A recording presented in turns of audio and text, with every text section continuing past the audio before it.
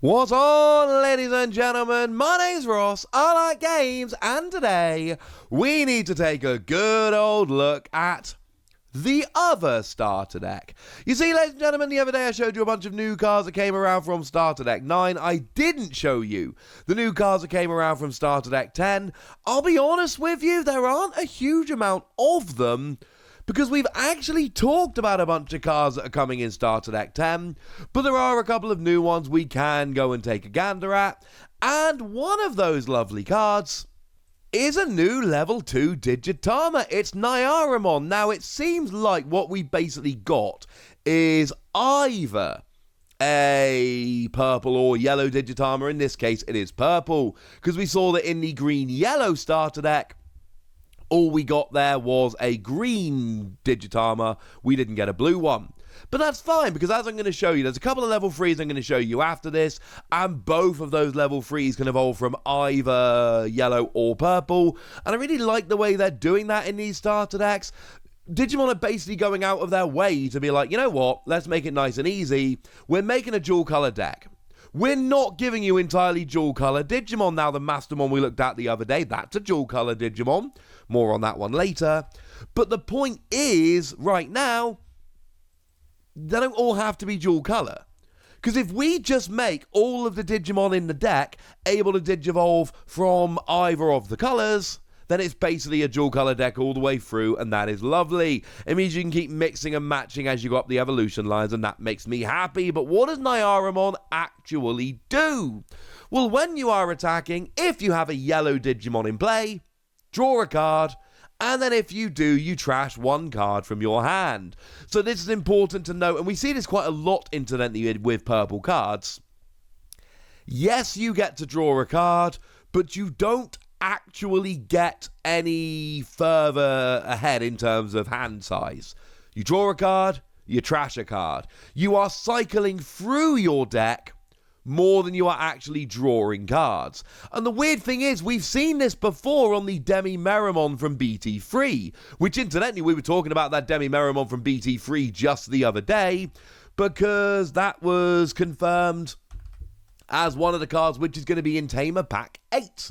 We don't have a great look at it, unfortunately. That makes me a little bit sad. But it's getting an alternate art reprint. We looked at it the other day, and that made me happy. Now, this one, it is when you are deleted. You draw a card and then trash a card from your hand. Whereas this new Nyaramon, it's when you are attacking. And this actually makes them into very, very different cards. Because with the Demi-Meramon, you're really going for one of those Digimon that's just going to throw itself into the stack or another Digimon, get deleted while taking out another Digimon. Maybe it's got retaliation, or just getting rid of a security card. But then you're gaining the advantage of this deletion skill. Whereas here, it's when you are attacking. You're going to be putting it on a bigger, badder Digimon and actually taking advantage of attacking as you go. And remember, we have a lot of Digimon in purple that play from the trash. It's kind of what they do.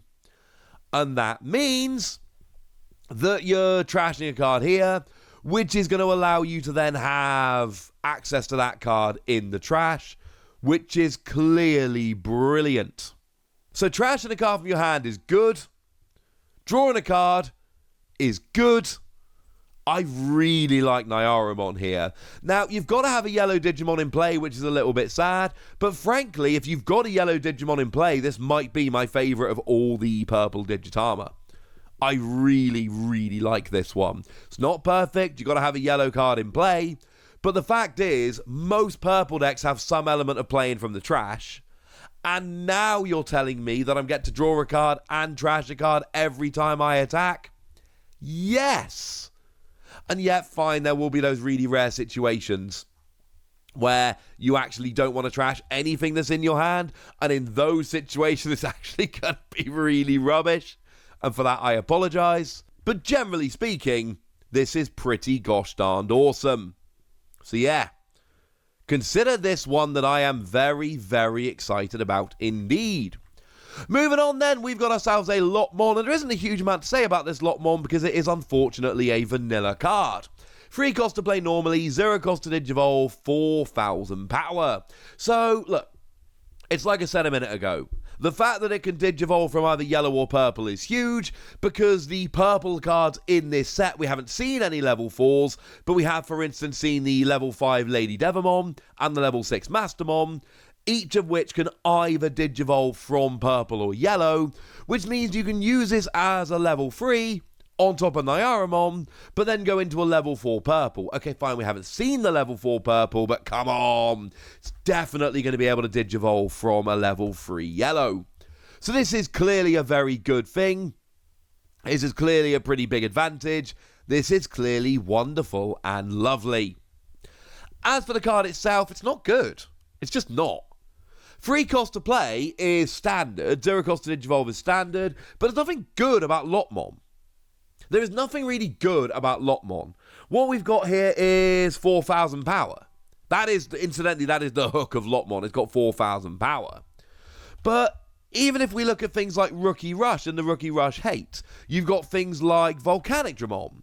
And Volcanic Dramon will delete all of your opponent's Digimon with 4,000 power or less. Or we could look at something like Nidogmon. And Nidogmon rests all of your opponent's Digimon with 5,000 power or less, and then puts all suspended Digimon to the bottom of their deck in any order.